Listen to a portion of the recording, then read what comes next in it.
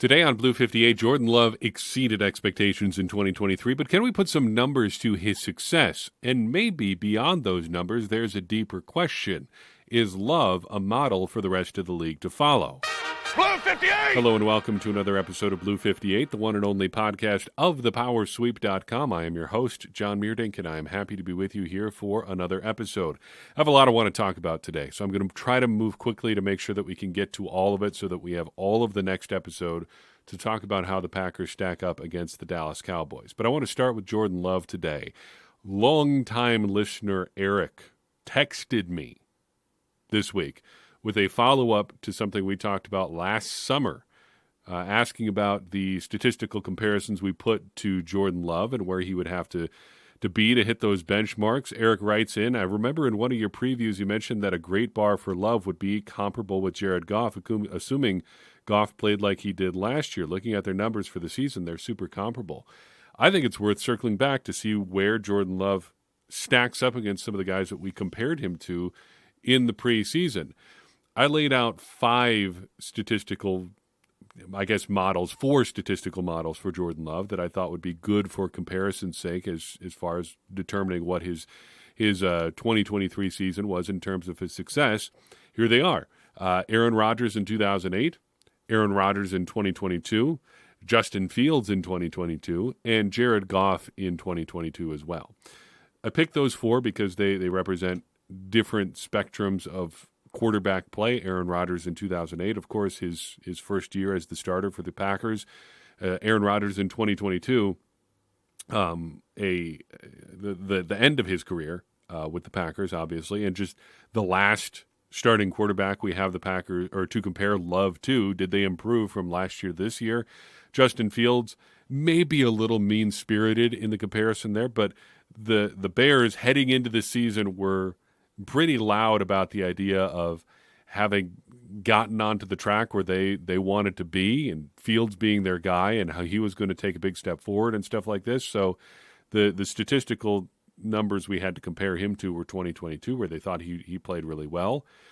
And then 2022 Jared Goff, I thought was a good benchmark for Love because he kind of led a sneaky good offense, had a career year, had a resurgent year, and was a kind of a toolsy prospect like Love was, and was highly drafted as a result. So how does Love compare to those guys? First, the numbers.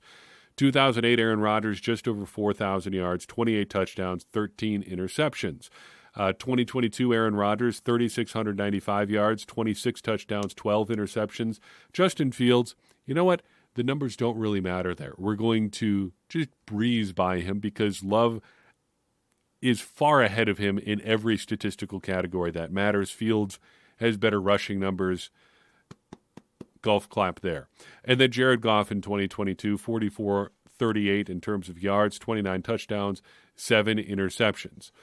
Love for the year, 4,159 yards, 32 touchdowns, 11 interceptions. Just in terms of the raw numbers, he beats everyone in every category except for Jared Goff in yards and interceptions in 2022. Love's stats put him well ahead of the curve for just about everybody else. Digging a little bit deeper, the thing with Aaron Rodgers was that he always hated to throw interceptions. Even his first year, 2008, 13 interceptions is not tons and tons. At least, I guess, for me, someone who grew up watching Brett Favre play quarterback, he was never afraid of an interception. But in 2008, Aaron Rodgers threw interceptions on 2.4% of his passes. Love beat that in 2023.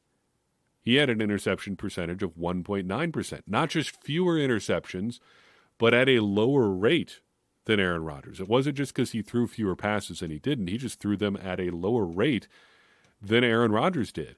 And interestingly, I don't think it was because Jordan Love is especially cautious. I think it just had a few plays that did not work out particularly well for him. A couple of interceptions that may not have been his fault. I think of the late interception against the Raiders, not his best throw, but certainly not necessarily bailed out by Christian Watson there either. Then similarly, both of the interceptions he threw against the Pittsburgh Steelers, kind of in the same category there, not necessarily his fault, or at least on the last play of the Steelers game, your options there are so limited. You got to get it into the end zone. You got to throw it up in there at some point. You could quibble about whether or not that's where he should have thrown it, but the chances of throwing an interception there are just high. So if you really want to drill down into it, Love could have had single-digit interceptions in 2023. It's not that far outside the realm of possibility. Then just to throw this out there as well, Love's success rate in 2023 was 47.6%, partially a team stat to be sure, but that's better than Aaron Rodgers in 2008 and in 2022. When he was dropping back to throw the ball, Jordan Love was successful at a higher rate than both 2008 Aaron Rodgers and 2022 Aaron Rodgers. Now, Jared Goff. Love does not beat Goff in success rate. Love's statistical output comparable, better in some areas than Goff from 2022. Not quite there in a couple of other areas, but certainly both of them had very good statistical seasons, Goff in 2022 and Love in 2023. And I said earlier that Love might be a good guy to compare to Goff because they were both well-regarded prospects for some of their physical attributes. Goff, obviously, higher regarded coming out than Love was, though the strength of their quarterback class certainly plays a factor in that. But I bring Goff up again, for one, because of the comparison, but I also wonder, could he have developed into a better prospect if he'd gotten to sit like Jordan Love? Put a pin in that for a second. We'll circle back to that question. The other thing we talked about preseason was the idea that Jordan Love could be a top 10 quarterback by the end of the year. And if you recall correctly, I pointed out that that's actually not that high of a bar. It sounds great. It sounds great to say the Packers have a top 10 quarterback in Jordan Love. But keep in mind, there's only really 32 starting quarterbacks in the NFL. And arguably, you could say there are less than that because there aren't 32 teams that are completely set at quarterback. There are a bunch of teams out there that would gladly take the opportunity to switch quarterbacks with anybody. They would rather have, a mid-tier starter. They would rather have a Jared Goff. They would rather have somebody who is not the ultra-mega franchise quarterback type, but just somebody better than what they've got. And with that with that small number of really guys you feel good about in the league, getting to the top 10 may not necessarily mean all that much. However, we should also point out that Jordan Love did get into the top 10 in a bunch of statistical categories for 2023. And we can do that now because the 2023 regular season is over. We can talk about where he ended up. He ended up in the top 10 in yards. He was 7th. In touchdown passes, he was 2nd. In passing yards per game, he was 10th. In adjusted net yards per attempt, my favorite stat, he was 10th. In ESPN's quarterback rating stat, he was 9th. That's a pretty good statistical resume, and there's a bunch more where he's between, say, 10 or 16 or so. Even if he's just a top half quarterback, I think the bottom line for 2023, whatever happens in the playoffs here, is that this was a really, really good first step for Jordan Love. I know the fun part of the discourse is to say the Packers did it again. They've got a future Hall of Famer in Jordan Love. Maybe that's true. This, regardless of where he ends up, is a good first step. If he gets 10% better than where he is right now, you've probably got a consistent, somewhere between 4 and 8 quarterback in the NFL. And he does, I think, meet that threshold of being good enough to get hot and get you to a Super Bowl through the playoffs. I don't know if there's anything else you want from Jordan Love in terms of improvement. You would love it if he would get to be in that top 1, 2, or 3 category in the position in the NFL, because then you're really set. But as of right now, I don't think, based on what he did in 2023, you have any qualms about giving him the starting quarterback money and then seeing where things go from there. Hopefully he goes up in those categories from where he is right now, not sliding out of the top 10, which could happen, of course. Anything can happen in the future. But he's off to a really, really good and promising start. Now, to circle back to the question I raised about Jared Goff, does Love prove that sitting guys can work?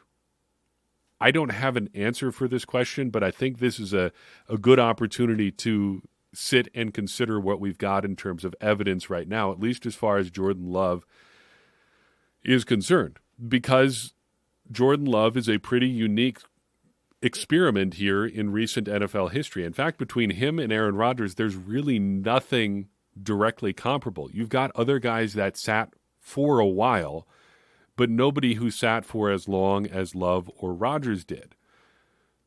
Michael Vick sat for a while way back. That's getting to be very far in the past now, 20 years ago now. But he sat for a while. Carson Wentz sat for a while. Patrick Mahomes sat for a while. Does that, and does Love prove that sitting guys can work? Or did Love and Rodgers together, do they prove that this is how things should be done? I can see it both ways, and I think we should explore both sides of that. So let's assume he does prove that. How do we know that that's a good argument? First, I think you can say he's clearly better than he was. He looks better than he did in 2021. We didn't see him at all in 2020 between the pandemic and just how that season went for the Packers. Jordan Love was firmly QB3 for that entire season. 2021, shaky, but he looks better now than he did in 2021. I think 2023 Jordan Love wins that game in Kansas City in 2021. I have very little doubt about that. He has undoubtedly cleaned up some of his issues, and I think it's hard to put an exact sort of qualification or measurement on this, but he has matured as a person, as almost all guys aging through their 20s need to do, and I don't think that can be discounted. There is value to sitting down, and if you've been a guy who's been through their 20s, or if you have known someone who was a man in their 20s, there is value to getting a guy that age and just sitting him down and say, let's cool your jets for a while. Let's get some stuff together. Let's figure out what we can do here, and let's pick a direction from there, not trying to do everything all at once. I don't think that can be discounted in pro sports. Giving guys who are in their early 20s, who are getting a bunch of money and a bunch of personal freedom for the first time in their lives in a way that they never have before, some time to adjust to that. That can't count for nothing. I'll never be convinced that doesn't matter. Like giving them time to sort out who they are as a person really in a grown-up job for the first time, that has to have some value.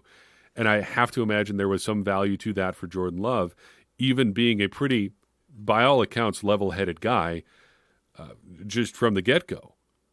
All of that, I think, mattered. And I think that does prove that sitting guys can help to an extent. Now, on the other side, I think to some extent, guys that are good are always going to be good. May it take longer? Well, probably. If you just get thrown into the fire right away, could you damage them irrevocably? Sure, we've seen that before too.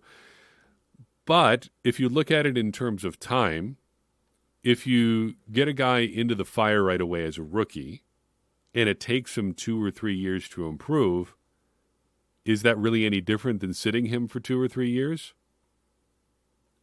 It also, even if he does take some lumps in there is some learning aspect and development from that too. Getting those live reps does matter. And I think we've seen that with Jordan Love this year too.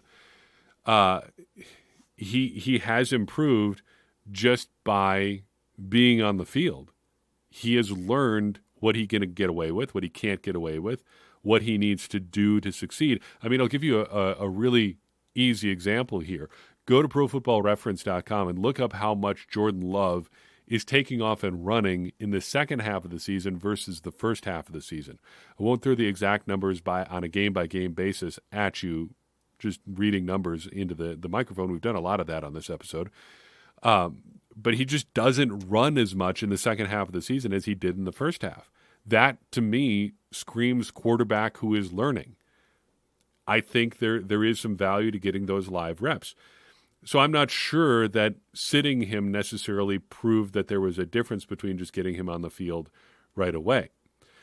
The bigger question is probably, and always will be, why don't more teams try this? If it can work, if it can get you an Aaron Rodgers, who I don't think would have been as good had he started as a rookie in 2005. Just look at his mechanics as a rookie, vastly different from where he ended up in 2008.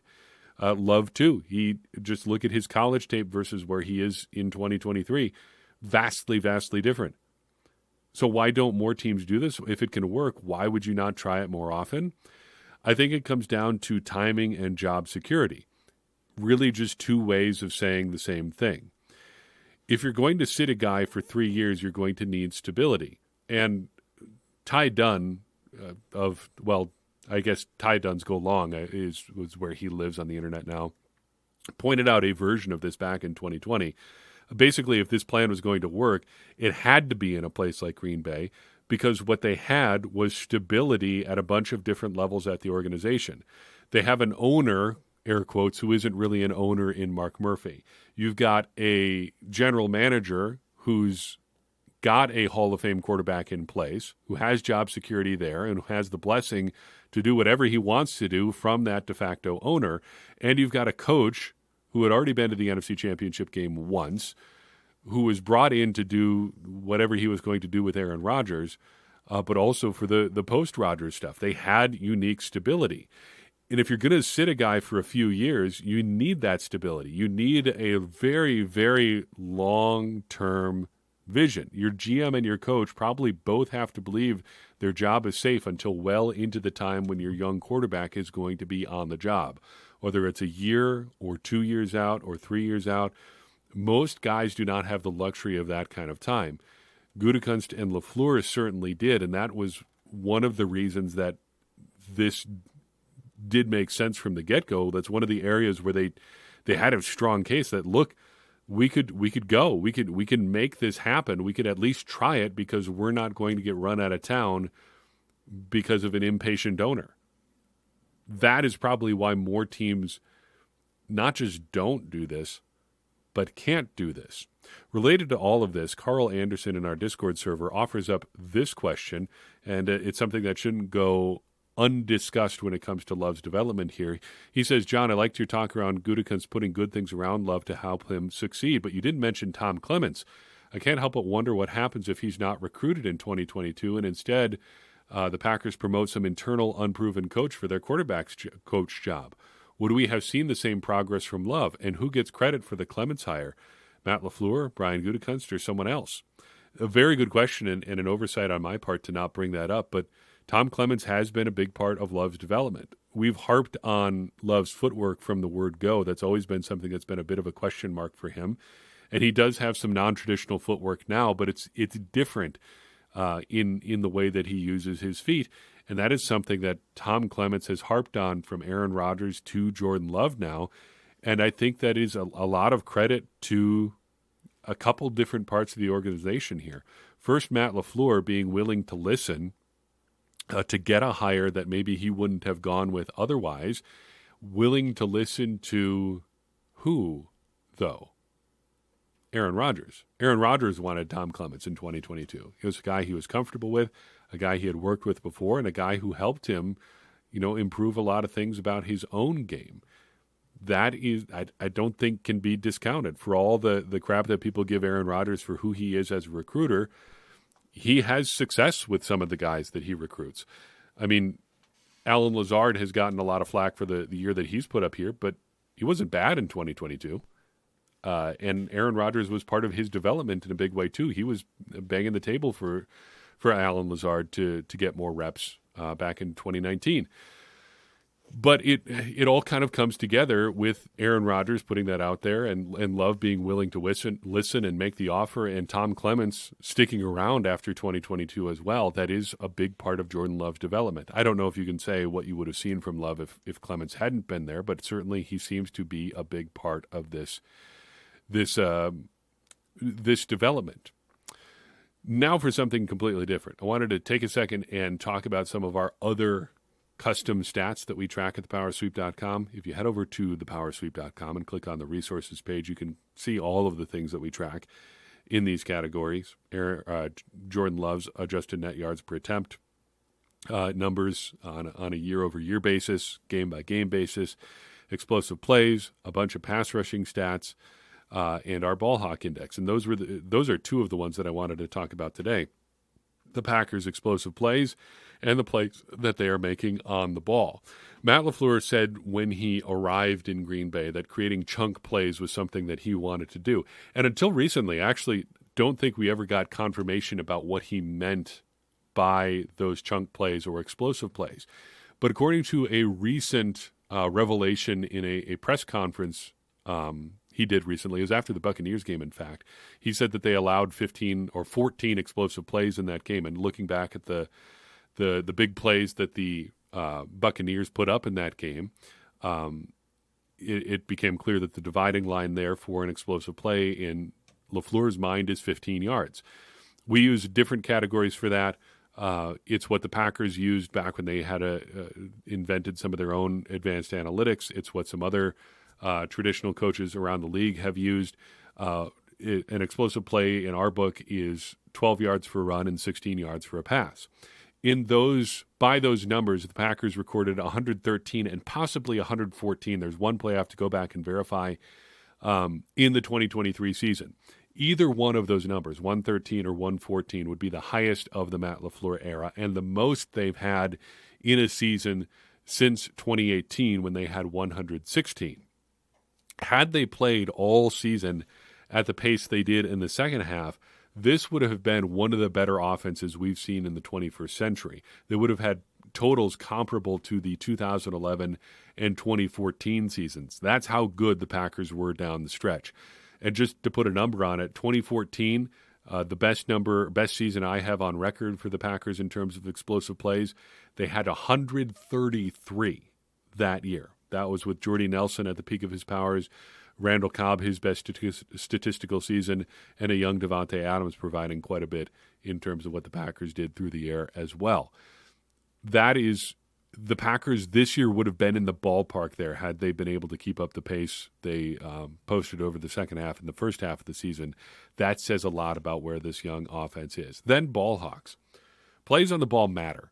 I don't want to spoil it. I don't want to get to the end here before we talk about the beginning. But plays on the ball matter. And the Packers as a team this year actually improved over last season in their regular season numbers. This year the Packers had 129 plays on the ball as a team.